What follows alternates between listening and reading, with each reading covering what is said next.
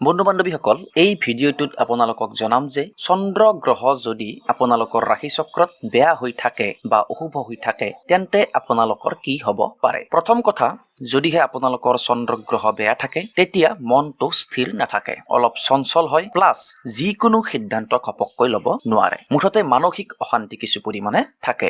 Next, হাতলৈ টকা পইচা আহিলেও তাৰ স্থায়িত্ব নাথাকে, লগতে চন্দ্ৰ বেয়া হলে মাতৃৰ স্থানৰো কিছু পৰিমাণে প্ৰব্লেম আহিব পাৰে। তাৰ পিছৰ কথাটো হ'ল চন্দ্ৰ বেয়া থাকিলে পানীৰ পৰা বিপদ হয়, কাহ চৰ্দি জ্বৰ আদি সঘনাই হৈ থাকে, লগতে লাঞ্চৰ সমস্যাও আহিব পাৰে। যদিহে চন্দ্ৰ গ্ৰহটো আপোনালোকৰ ৰাশি চক্ৰত বেয়া থাকে তেনে ক্ষেত্ৰত যিকোনো বস্তু দেখাৰ লগে লগেই লগা হয় বা কিছুমানৰ চোৰৰ প্ৰৱণতাও বৃদ্ধি পায়। বন্ধু বান্ধৱীসকল, চন্দ্ৰ গ্ৰহ বেয়া থাকিলে অকল এয়াই নহয় আৰু বিভিন্ন ধৰণৰ সমস্যাই দেখা দিব পাৰে। এই সম্পৰ্কে অধিক জানিবৰ কাৰণে আপোনালোকে আমাৰ লগত জড়িত হৈ থাকক। তাৰ কাৰণে আপোনালোকে আমাৰ চেনেলটো এতিয়াই ছাবস্ক্ৰাইব কৰক আৰু কাষতে থকা বেল আইকনটো প্ৰেছ কৰি ৰাখক, যাতে যেতিয়াই এনেকুৱা ধৰণৰ ভিডিঅ'সমূহ আমি আপলোড কৰিম তাৰ নটিফিকেশ্যন আপুনি কোনো বাধা নোহোৱাকৈ পায়। ধন্যবাদ।